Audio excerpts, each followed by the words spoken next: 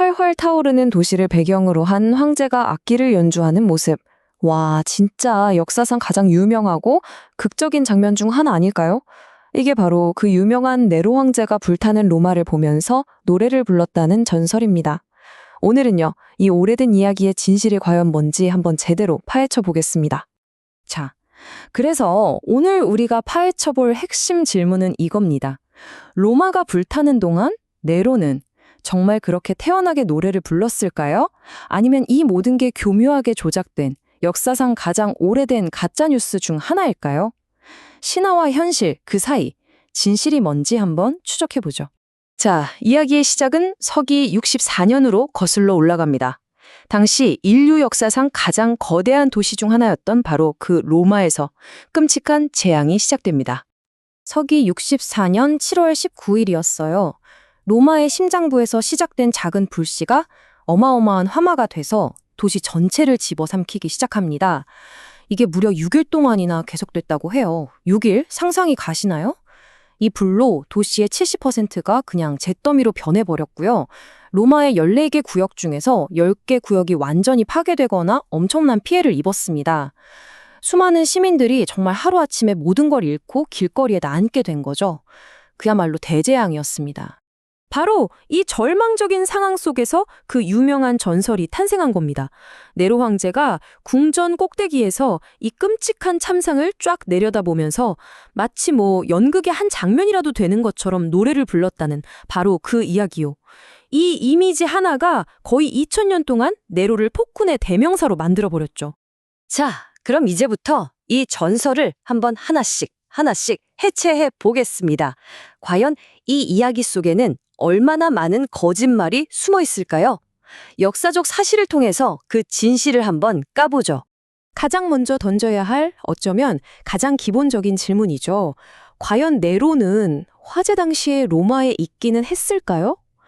전설이 사실이 되려면 당연히 사건 현장에 있어야 하잖아요.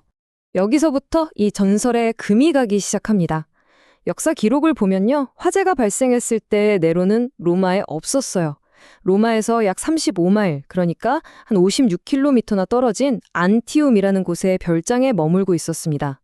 심지어 화재 소식을 듣자마자 급하게 로마로 돌아와서 구호 활동을 직접 지휘했다고 해요. 궁전에서 불타는 걸 지켜봤다는 전설은 시작부터가 틀린 거죠. 자, 그럼 장소 문제는 해결됐네요. 그럼 이제 가장 상징적인 부분, 바로 그 악기 문제를 한번 살펴볼까요? 네로는 정말로 피드를 연주했을까요?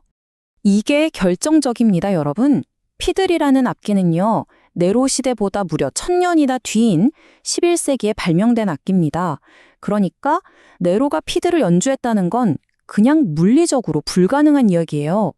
굳이 그가 뭔가를 연주했다면 키타라 같은 고대 악기였을 수는 있겠죠. 하지만 그가 화재 중에 키타라를 연주했다는 걸 뒷받침할 만한 신뢰할 수 있는 증거는 어디에도 없습니다. 이것도 그냥 지어낸 이야기라는 거죠. 자, 이쯤 되면 네로에 대한 전설이 거짓말이라는 게 명확해졌죠? 하지만 이야기는 여기서 끝나지 않습니다. 오히려 진짜 이야기는 지금부터예요. 이 신화라는 껍데기를 벗겨내고 나면 훨씬 더 어둡고 추악한 진실이 드러나거든요. 바로 희생양에 대한 이야기입니다. 화재가 끝나고 나서 네로가 그 잿더미가 된 땅에다가 자신의 어마어마한 황금 궁전, 도무스 아우레아를 짓겠다는 계획을 발표합니다. 이러니까 민심이 완전히 뒤집어진 거죠. 아니, 황제가 자기 궁전 지으려고 일부러 불을 지른 거 아니야? 이런 끔찍한 소문이 걷잡을 수 없이 퍼져나간 거예요. 정치적으로 완전히 코너에 몰린 네로에게는 이 모든 분노를 대신 받아줄 누군가가 절실하게 필요해진 겁니다.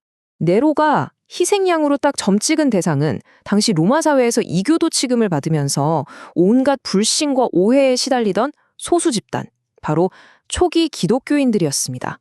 그는 로마 대화제의 모든 책임을 이들에게 홀랑 뒤집어 씌워버린 거죠. 그리고 네로가 저지른 박해는 정말 인간의 상상을 초월할 정도로 잔혹했습니다. 이건 그냥 단순한 처형이 아니었어요. 기독교인들한테 짐승 가죽을 씌워서 사냥개들한테 물어뜯겨 죽게 만들고 십자가에 못 박았죠. 심지어는 자기 정원의 밤을 밝히는 횃불로 쓰겠다면서 사람을 산채로 기둥에 묶어서 불태우는 인간 횃불 만행까지 저질렀습니다. 정말 끔찍하죠.